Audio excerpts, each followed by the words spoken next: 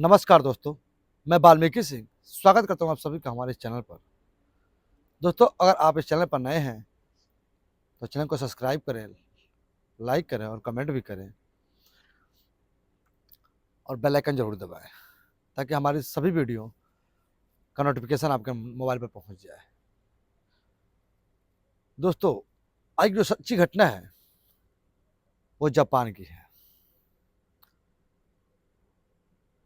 दूसरे विश्व युद्ध में जापान पर हुए परमाणु बम हमले में 2 लाख लोग मारे गए थे। आज उसी परमाणु बम के हमले में मारे गए लोगों की जिंदगी से जुड़ी हुई कहानियां और उस हमले की कहानी है। दोस्तों, बात शुरू हुई थी दूसरे विश्व युद्ध जब चालू हुआ था। दूसरा विश्व युद्ध 1939 में चालू हुआ था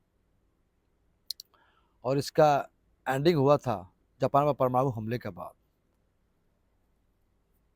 दोस्तों, 1939 में जो चालू होने के पश्चात बहुत देशों ने हिस्सा लिया था। उसमें अमेरिका ने कोई हिस्सा नहीं ली थी। दूसरे विश्व युद्ध में किसी के पार्टी से नहीं थे, ये युद्ध से बाहर था। इसमें जापान जो है, जापान ने दूसरे विश्व युद्ध में हिस्सा लिया था और दूसरे विश्व युद्ध में जितने भी देश थे वो आपस में उन लोगों की जंग जारी थी, हमले जारी थे। कोई देश किसी देश के ऊपर कब्जा कर रहा है, उसके इलाकों पर बमबारी करके, वहाँ के सैनिकों को मारकर, वहाँ के आम लोगों को मारकर। इस विश्व युद्ध में, सेकंड विश्व युद्ध में आम लोग बहुत मारे गए थे। अकेले जापान में 2 लाख लोग मारे गए थे। दोस्तों, अमेरिका कोई हिस्सा नहीं लेता है। जापान ने कई देशों के ऊपर हमला कर कर, जो छोटे छोटे देश थे, जापान उस टाइम बड़ा देश हुआ करता था, इसका एरिया बहुत बड़ा था और यहाँ के जापान के लोगों की यही खासियत थी कि हम लोगों को किसी भी कीमत में किसी देश से हार नहीं माननी, चाहे जितनी कुर्बानियां देनी पड़े, जितनी जानें देनी पड़े, चाहे जितनी बर्बादी हो जाए। मैंने तो यही जिद इन लोगों का दोस्त के देश के लोगों को, 2 लाख लोगों की जान जाने का कारण बना। अमेरिका के कब्जे वाले हिस्से पर जापान ने 1941 में कब्जा का प्लानिंग बनाया। अमेरिका के हिस्से के कब्जे पर अमेरिका जंग में नहीं था, दूसरे विश्व युद्ध में नहीं था, मगर यह भी बात नहीं थी कि हाँ, अमेरिका कोई डरने वाला देश है किसी भी देश से। ये मतलब नहीं बनता है दोस्तों। उस टाइम से लेकर इस टाइम तक भी, आज भी 2024 में भी अमेरिका किसी से डरने वाला नहीं है, ना ही किसी से कमजोर है। किसी भी देश में कैसी भी जंग हो वो लड़ सकता है अमेरिका। उसके पास हथियार ज़्यादा है, सैनिक भी ज़्यादा है, पैसे भी ज़्यादा है, टेक्नोलॉजी भी ज़्यादा है, सारा कुछ बहुत ज़्यादा मात्रा में उसके पास है। 1941 में जापान ने सोचा कि उसके एक कब्जे वाले हिस्से पर हमको कब्जा करना है और ये कब्जा करने के लिए जापान ने अमेरिका के एक सैनिक के अड्डे पर हमला कर देता है 1941 में, जहां पर अमेरिका के 2,000 सैनिक मारे जाते हैं, 100 फाइटर प्लेन ब्लास्ट हो जाते हैं, हजारों टैंक थे वहां पर, टैंक भी ब्लास्ट हो जाते हैं क्योंकि जापान के 35 फाइटर प्लेन ने वहां पर एक साथ हमला किया था, अचानक हमला किया था। वो समझ नहीं पाए, कुछ कर नहीं पाए और वहां पर जितने भी सैनिक थे, जितनी भी हथियार थे, जितनी भी गाड़ियां थी, वो सभी उस हमले में नष्ट हो जाती हैं। तभी दोस्तों अमेरिका को बहुत बड़ा झटका लगता है कि मैं किसी देश के खिलाफ नहीं हूं, मैं इस जंग से ही, सेकंड विश्व युद्ध से ही बाहर हूं, फिर भी जापान ने मेरे देश पर हमला करके मेरे इतने सैनिक मार दिए, मेरे इतने पैसों के फाइटर प्लेन, टैंक, ये सब बर्बाद हो गए। अमेरिका गुस्सा हो जाता है और अमेरिका भी इस विश्व युद्ध में कूद पड़ता है। विश्व युद्ध में अमेरिका को कूदते ही सभी देशों में खलबली मच जाती है, क्योंकि अमेरिका को पता है पावरफुल देश उस टाइम भी था और आज भी है कि जहां पर अमेरिका की एंट्री होती है वहां पर खलबली मच जाती है। और जापान ने बहुत बड़ी गलती कर दी थी उसके सैनिक बेस अड्डे पर हमला करके। वो भी अमेरिका के हिस्से के जो भी प्रॉपर्टी है उसको अपने कब्जे में करना चाहता था जापान, जो बहुत बड़ी गलती थी इसकी। सपने भी नहीं कर सकते अमेरिका के जो भी प्रॉपर्टी, जो भी हिस्सा है, जो भी टापू उसके हिस्से में आते हैं, या जिस देश को वो अपने साथ मिलाकर रखता है, अगर उसके पड़ोसी दोस्त या मित्र देश पर हमला होता है तो समझ लिए कि अमेरिका मानता है कि मेरे पर हमला हुआ है, फिर वो मुंह तोड़ जवाब देता है। अमेरिका की एंट्री हो जाती है दूसरे विश्व युद्ध में। फिर अमेरिका ने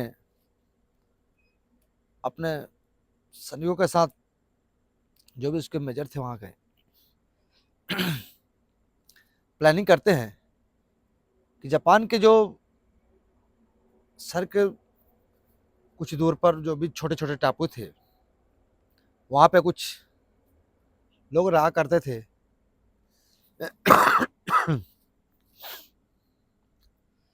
कुछ 1 लाख के आसपास। अमेरिका ने सोचा कि पहले वहीं पर कब्जा किया जाए। एक टापू था जापान का। अमेरिका ने अपने 20,000 सैनिक भेजे वहां पर और हथियार भी बहुत भेजे।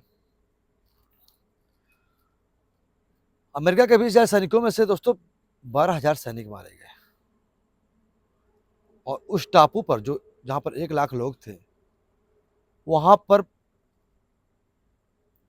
25,000 लोग मारे गए। फिर अमेरिका ने सोचा ऐसी लड़ाई कर रहे हैं। अमेरिका के सैनिकों ने वहां पर जाके अपने ऑफिसरों को बताया जापान में जाकर वहां हमले के बाद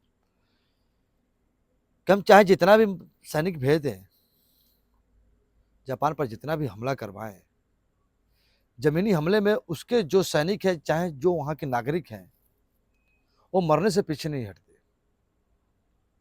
उनका मकसद ये है कि मर जाएंगे मगर हार नहीं मानेंगे और अपने देश पर कब्जा नहीं होने देंगे। या तो जापान पर, अब अमेरिका ने सोच लिया कि जापान पर कब्जा करना है और पूरे तरीके से जापान को घुटने पर ले आ देना है। तो वहां के सैनिकों ने बताया अपने अफसरों को जाकर, वहां के जो राष्ट्रपति थे वो भी इन बातों को सुनते हैं और समझते हैं कि जापान को अगर घुटनों पर ले आना है तो वहां के बहुत लोगों को मारना पड़ेगा और अपने बहुत ज्यादा सैनिक भेजने पड़ेंगे।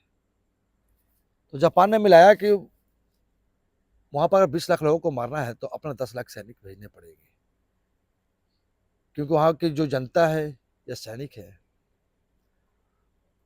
वो चाहे हथियार में, पावर में अमेरिका से कमजोर हैं, मगर जितना भी है उनके पास उसी में लड़ने की क्षमता रखते हैं। वो डरते नहीं है।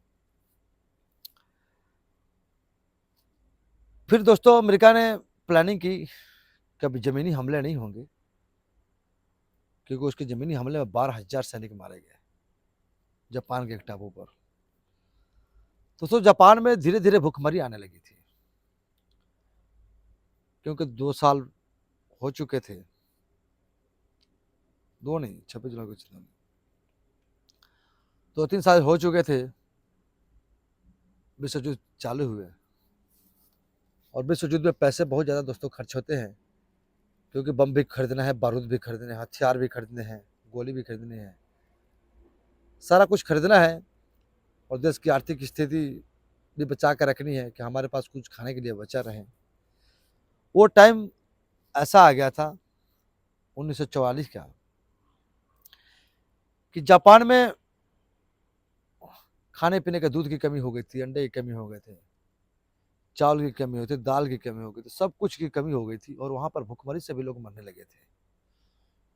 उस देश के पास और डीजल और पेट्रोल के लिए पैसे नहीं थे, क्योंकि उस देश के पास पेट्रोल और डीजल नहीं था। वो किसी और देशों से, अमेरिका से ही लेता था। 80% जापान का पेट्रोल और डीजल अमेरिका से ट्रेड किया जाता था। फिर उन लोगों के पास पेट्रोल के भी पैसे नहीं थे, पेट्रोल भी नहीं था। वो टाइम 1940 का ऐसा आ गया था कि जापान की सड़कों पर प्राइवेट गाड़ी कोई नहीं दिखती थी। थोड़ी बहुत गाड़ियां दिखती थी, वो भी सरकारी गाड़ियां, जैसे सैनिक की गाड़ी हो गई या किसी वहां के राज्य की या किसी मंत्री की गाड़ी होगी। बड़े बड़े लोगों की गाड़ी दिखती थी। वहां पे आम लोगों की गाड़ी बंद हो गई थी।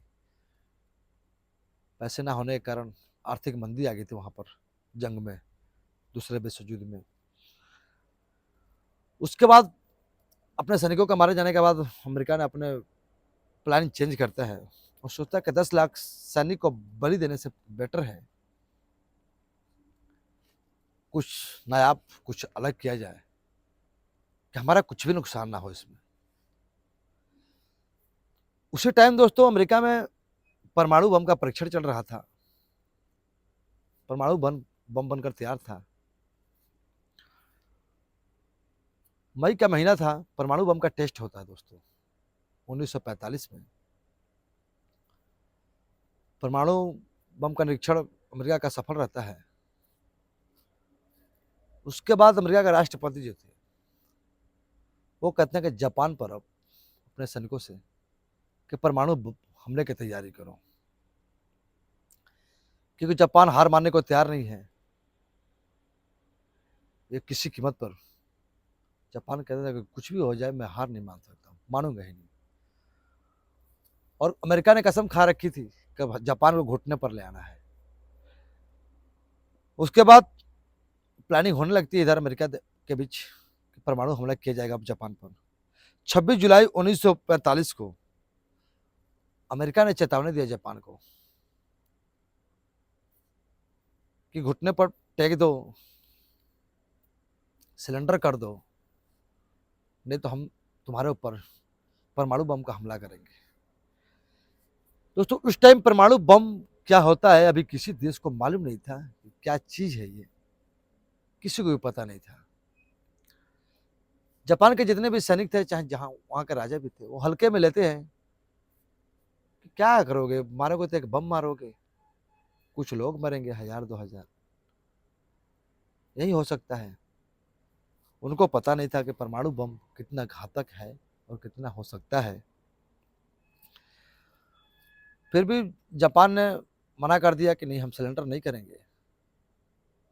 उसके बाद 6 अगस्त को जापान में एटम बम गिराने की तैयारी होती है, परमाणु बम। जो पहला बम था परमाणु बम, उसका नाम था लिटिल बॉय। 6 अगस्त को 1945 को हिरोशिमा के शहरों पर गिराने की तैयारी हो जाती है। सुबह 8 बजे का टाइम था दोस्तों, जापान में हिरोशिमा में। मौसम बिल्कुल साफ था, गर्मी का मौसम था, हवाएं चल रही थी, मौसम बहुत बढ़िया था। सुबह सुबह का टाइम था। वहाँ पर जितने भी लोग थे अपने अपने ड्यूटी के लिए अपने अपने काम काज में निकल रहे थे, लग भी गए थे। उसके बाद तभी आसमान में दिखता है दोस्तों अमेरिका का प्लेन। जो लोगों ने देखा तो अमेरिका का प्लेन था सॉरी। फिर लोगों ने सोचा कि ऐसे ही बस आए हैं, कोई बात है, जो आम लोग यही समझ सकते हैं कि अमेरिका का प्लेन है, किसी मकसद से आए होंगे, कोई मीटिंग होगी, कोई बात होगी। मगर तभी दोस्तों कुछ लोगों की नज़र पड़ती है कि उस प्लेन से, फाइटर प्लेन से कुछ एक छोटा सा चीज गिरता है। प्लेन बहुत ऊंची थी, पता नहीं लगा कुछ। दोस्तों वो छोटा सा जो चीज था वो लिटिल बॉय एटम बम था, जो अभी तक के इतिहास में पहला बम वही गिरा है पूरे विश्व में। दोस्तों वो धीरे धीरे नीचे आता है, 45 सेकंड के अंदर हिरोशिमा में गिर जाता है। दोस्तों जब गिरता है तो इतना भयानक विस्फोट होता है। उस विस्फोट में इतनी गर्म, इतनी टेम्परेचर होती है कि वहाँ पर कई हजार लोग का तो पता भी नहीं चला कि कब राख हो गए। सोचिए आप, कुछ 40 लाख उसकी टेम्परेचर की पावर थी। अब 100 टेम्परेचर पर तो पानी उबलने लगता है, 1000 पर लोहा भी पिघल जाता है। लाखों में टेम्परेचर था उस बम का। वो जब बम गिरता है तो वहाँ पर, जहाँ पर उसका मेन एरिया था गिरने का, वहाँ पर तो कुछ बचता ही नहीं है। जो बड़ी बड़ी बिल्डिंगें भी थी वो भी ध्वस्त हो जाती हैं। बम का जो दोस्तों एरिया था वो 15 किलोमीटर तक भूकंप ले आ देता है। उस हमले में दोस्तों 80,000 लोग मारे गए थे मौके पर ही, जब बम गिरा था उसी टाइम।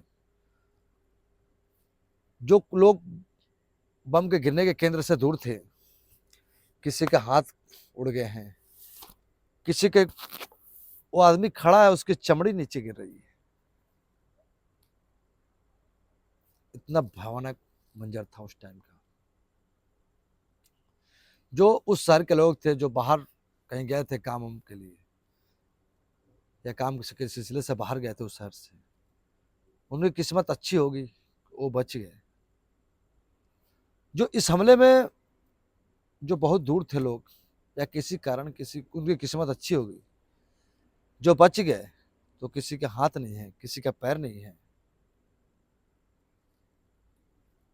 उन लोगों ने देखा अपने नजरों के सामने से, तो बोले कि जैसे बॉडी जो शरीर की होती है वो टेम्परेचर से, गर्मी से पिघल रही थी, जैसे मोमबत्ती पिघलती है, देखते होंगे आप, जलती मोमबत्ती पिघल जाती है गर्म होकर, ऐसे ही बॉडी पिघल रही थी।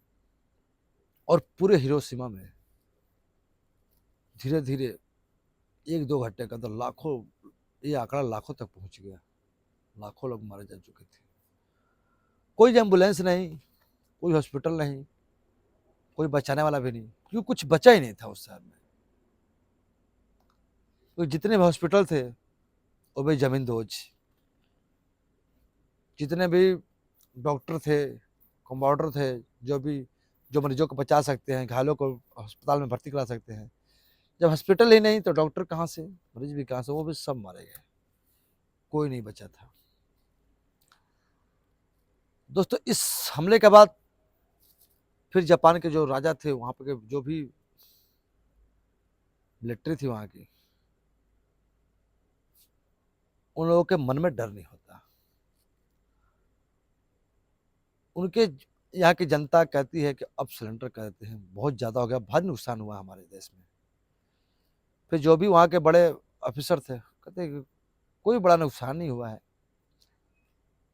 यही है कि छोटे बम में थोड़ा ज़्यादा लोग मारे जाते हैं, ये थोड़ा बड़ा बम था इसलिए थोड़ा ज़्यादा लोग मारे गए हैं। उनको अपने लोगों का मारे जाने का कोई गम नहीं था, कोई अफसोस नहीं था। इस हमले के बाद भी वो सिलेंडर करने को तैयार नहीं होते, जो भी वहाँ के राजा थे, राजा कहें या राष्ट्रपति कहें, जो भी कहें। उसके बाद अमेरिका ने फिर प्लानिंग की, और 9 अगस्त 1945 को ही हिरोशिमा पर बम गिराने के 3 दिन बाद ही दोपहर 11 बजे नागासाकी पर एक फैटमैन एटम बम गिराया जाता है, जिसका नाम था फैटमैन। दोस्तों वो भी बम गिरता है तो नागासाकी वाला भी माहौल, वहां पर भी लाखों लोग मारे जाते हैं, बहुत बड़ी तबाही होती है। और तो मानो तो जापान घुटने पर आ गया था, क्योंकि जितनी भी जनता थी वहां की सड़कों पर आ गई थी कि अगर हमारे देश के राजा या मंत्री ने सरेंडर नहीं किया, घुटनों पर नहीं आए, तो अमेरिका हमारे सारे शहरों को एटम बम गिराकर मार डालेगा। क्योंकि अमेरिका ने ठान लिया था कि चाहे कुछ भी करना पड़े, बर्बादी कितनी भी ले आनी पड़े, मैं जापान को घुटने पर लाना है। फिर दूसरे हमले में भी बहुत लोग मारे जाते हैं, और उस हमले में जहाँ तक उस परमाणु बम की हवा भी जाती थी, वहाँ तक जो भी लोग सांस लेते थे, सांस लेने की वजह से शरीर में फोक्चे हो जाते थे। उसके फोक्चे होने के बाद दम घुटने लगता था, और हॉस्पिटल जाने से पहले लोग मर जाते थे। दोस्तों, 2 हमले परमाणु बम गिरा जापान पर। जापान में कई साल बाद भी लोगों के अंदर जो उस परमाणु बम की जो खतरनाक वायरस थे, वो लोगों के अंदर जो ढुक गए थे, अंदर बीच चले गए थे सांसों के द्वारा। जितने जिन जिन लोगों ने सांस लिया था, कितने लोग तो कैंसर से मर गए, कई साल तक मरते रहे, कम से कम 20 साल तक लोग उसी हमले की वजह से मरते रहे। बहुत लोग कैंसर से मर गए, बहुत लोगों के जो बच्चे हुए तो किसी के बाल नहीं है, कोई अंधा हुआ है, किसी के पैर नहीं है। ऐसी समझ लो कि वायरस की वजह से प्रॉब्लम हुआ था वहां पर। उसके बाद दोस्तों, दूसरे बम हमले के बाद जापान ने अमेरिका के आगे सिलेंडर कर दिया, और वहीं पर दूसरा विश्व युद्ध रोक दिया जाता है। फिर उस दूसरे विश्व युद्ध में अमेरिका की जीत मानी जाती है, क्योंकि अमेरिका को फिर उस टाइम फिर पावरफुल का दर्जा दिया जाता है, सुपर पावर का। क्योंकि पहला परमाणु बम जो था वो अमेरिका ने गिराया था जापान पर, और अमेरिका एक देश भी ऐसा है जो पहला है जिसने परमाणु बम का परीक्षण किया। उसके बाद जापान ने घुटनों पर आ गई। उसके बाद फिर अमेरिका ने ही अपने देश का जापान को पार्टनर बना लिया, और घुटने पर टेकने के बाद अमेरिका का वहाँ पर कब्जा हो गया। उसके बाद अमेरिका ने फिर नागासाकी और हिरोशिमा, जो 2 शहरों में बर्बादी हुई थी, जितना भी कुछ बिल्डिंग या हॉस्पिटल जो भी बर्बाद हुई थी, वो अमेरिका ने फिर दोबारा बनवाना स्टार्ट कर दिया, क्योंकि वहाँ पर अमेरिका की हुकूमत आ चुकी थी। दोस्तों, इसी कहानी के साथ आज का कहानी यहीं पर समाप्त करते हैं। आज की कहानी कैसी लगी आप कमेंट करके बताइएगा हमको। चलिए, थैंक यू।